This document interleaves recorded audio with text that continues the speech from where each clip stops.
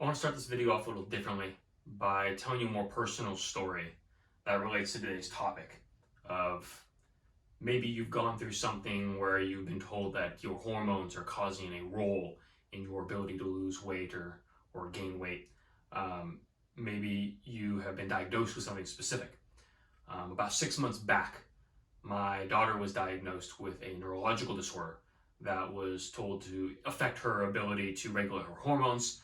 It would cause possible developmental delays, and there was a myriad of other issues and things that we had to be concerned about and watch for her entire childhood. So after this diagnosis that we received, thinking that she just had poor vision, we went through a stage of grief for the next 24 hours, devastated by the news that we received.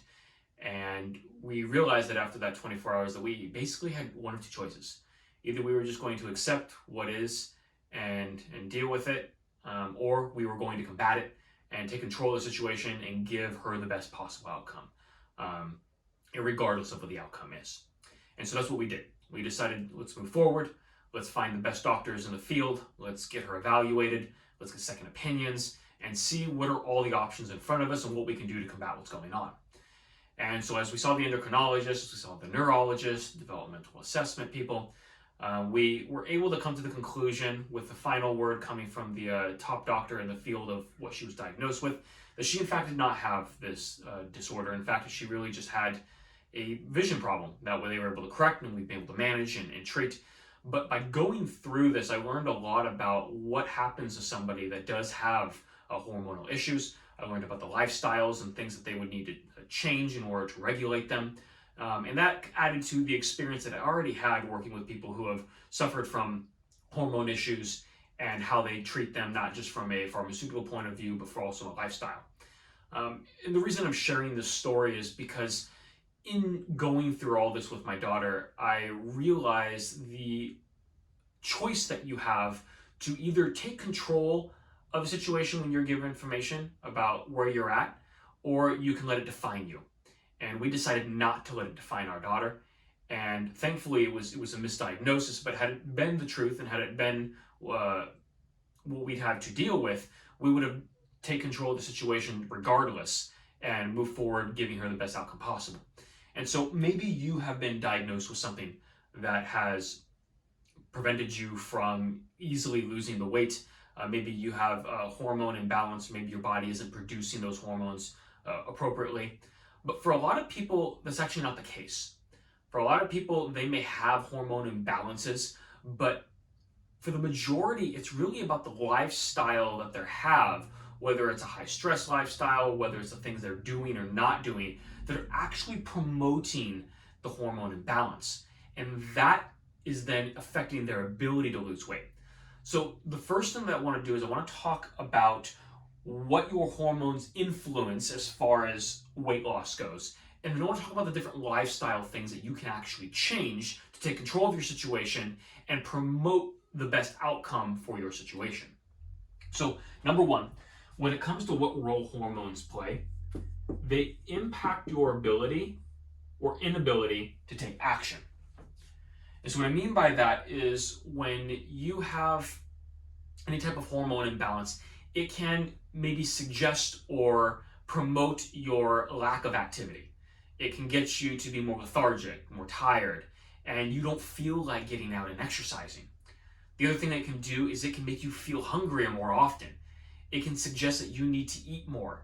And so it's very difficult to fight these hormonal powers that are behind our body. And so if you have an imbalance, you may be constantly being suggested that you're tired, you need to rest, suggested that you need to eat more, when it may not be the case. And so it's going to really influence your actions, not as much influence your ability to lose weight. Because weight loss is calories in versus calories out. Your ability to actually do it, though, very heavily influenced by your hormones. Now, the second thing that your hormones play a role in is composition. So when you are exercising and you're making nutritional changes and you're trying to lose the weight, you may actually succeed in doing that. But the problem is that if your hormones are out of line and they're not, balanced for what you need, then you may have some composition problems where you're losing weight, but the fat that you wanted to lose may not be disappearing. So just because the calories are less than what you're burning every day and you're actually losing weight doesn't mean you're losing the weight that you want to lose, and hormones influence that.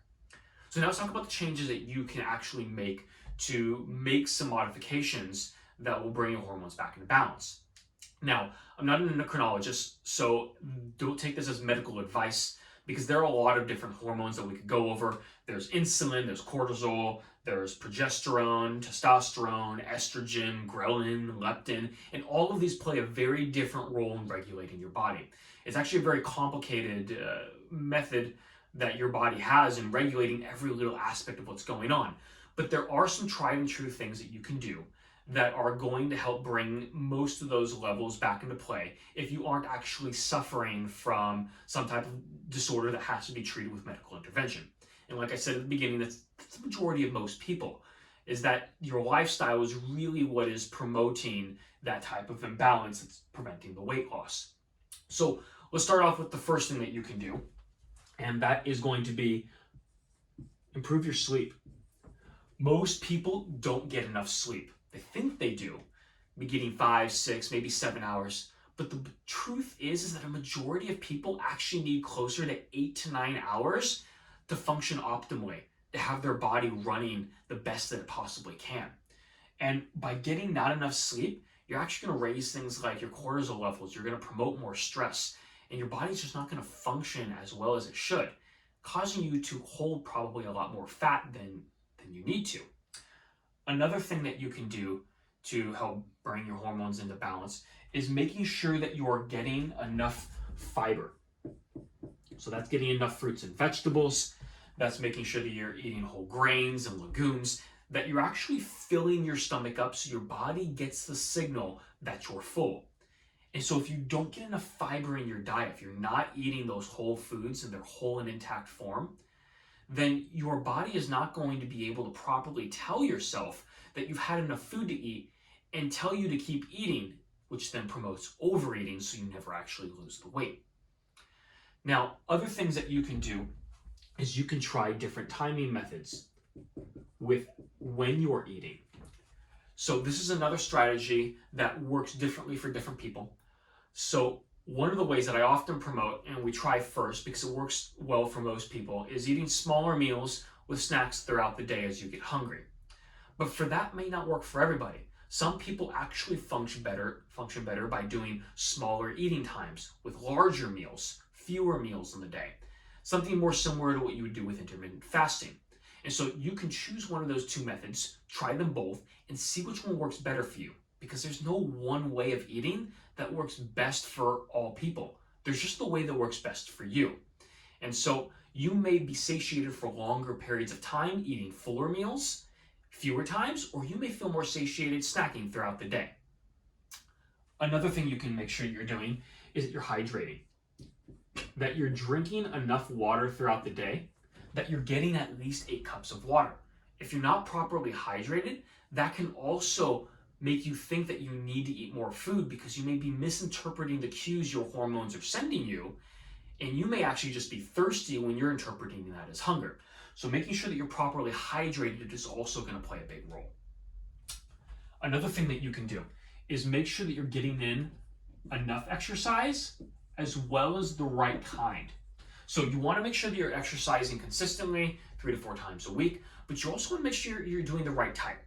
So I often suggest you want to be doing resistance-based training. That's going to help regulate things like your insulin levels better, reduce insulin resistance, allow your body to function better and control its blood sugar intake. But also you want to make sure that you're doing, a little bit of cardio in there as well, but not too much cardio. Often I find that when people are trying to lose weight, they up their cardio to, hours of cardio every day. They're trying to just burn off as many calories as possible. The problem is they're actually promoting, or possibly promoting, depending on their stress levels and other things, a lot of cortisol. And they're raising those cortisol levels and they're promoting more stress in their body. Now, while all exercise causes stress in the body, if you're doing too much, you may not be teaching your body how to properly manage those cortisol levels, raise them and lower them in natural ways. Maybe you're just continuing to promote excess cortisol and causing more stress than your body is able to handle. And so too much exercise is not necessarily a good thing. There can be too much. Now, one of the other things that you can do here is you can make sure that you are limiting your processed foods. So processed foods, sugary foods, they also contribute to how your hormones are balanced. And so if you're getting in a lot of ice creams and sweets and cakes and things like that, that's also going to impact especially your insulin levels, and also create chronic inflammation, and again, cause you to want to eat more and keep the weight on.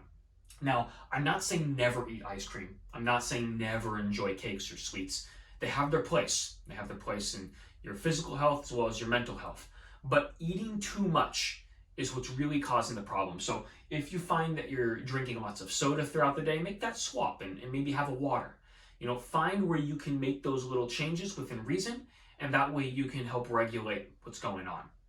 So I hope that these methods here are things that you can consider into your lifestyle. If there's anything that you are not implementing, maybe consider trying it and seeing how it makes changes for you. When you're trying to lose weight and you are dealing with hormones that are forcing you, or feels like it's forcing you, to make decisions that you know are not the best for yourself, that's where you want to really slow down and try new things. Realize that you are in control. You have the power to be able to influence what's going on. And if you do need medical attention and you need medications or medical intervention, then contact your endocrinologist so that they can provide the things that your body needs to function at its best. My name is David Mnuchin, and I'm the owner and head coach over at Scope Fitness. And I hope that you found this video informative and helpful. If you have, continue to follow us on Facebook and Instagram, YouTube, and our podcasts. We're on all the major platforms. So give us a follow, give us a like, and we hope to see you in future videos.